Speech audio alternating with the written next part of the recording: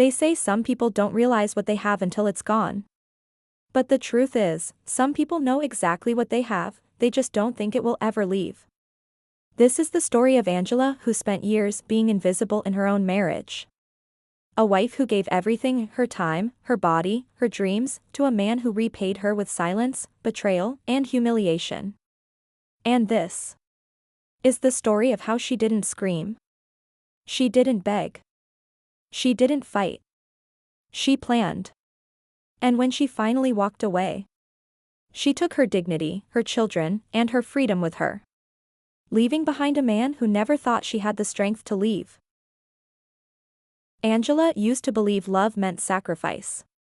She believed it when she woke up before sunrise to pack lunches, iron shirts, and get two sleepy children ready for school, all before her husband even opened his eyes. She believed it when she gave up her graphic design career because Mark said, "It just makes more sense if one of us stays home."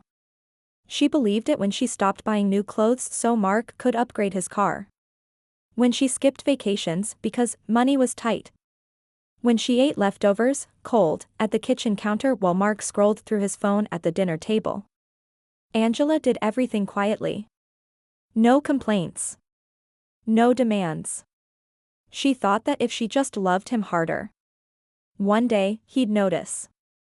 But Mark stopped noticing years ago. Mark didn't hit Angela. He didn't yell. Which made it harder for her to explain the emptiness. He simply wasn't there. He forgot anniversaries. Ignored birthdays. Rolled his eyes when she talked about her day. When Angela tried to talk about feeling lonely, Mark sighed and said, "Why are you always so emotional?" When she cried, he said, "You're overreacting." When she asked for help with the kids, he said, "I work all day. What do you do?" And slowly, Angela started believing him. The first crack came on a Tuesday. Angela was folding laundry when Mark's phone buzzed on the couch. She wasn't snooping. She never snooped. But the screen lit up. "Can't wait to see you again," heart emoji. Her hands froze. Angela stared at the message like it was written in a foreign language. Her heart didn't race. It sank. She didn't confront him. She didn't cry. She put the phone down. And something inside her quietly changed. Over the next few weeks, Angela noticed everything. Late nights. Secretive smiles. Phone turned face down. And then came the confirmation.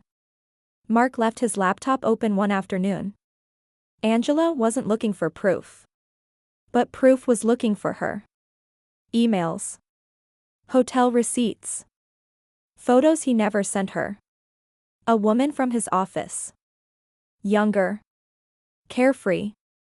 Someone who didn't pack lunches or wipe noses. Angela sat there for a long time. Then she closed the laptop. And she didn't say a word. Mark thought he was getting away with everything. What he didn't know was that Angela had started planning. Quietly.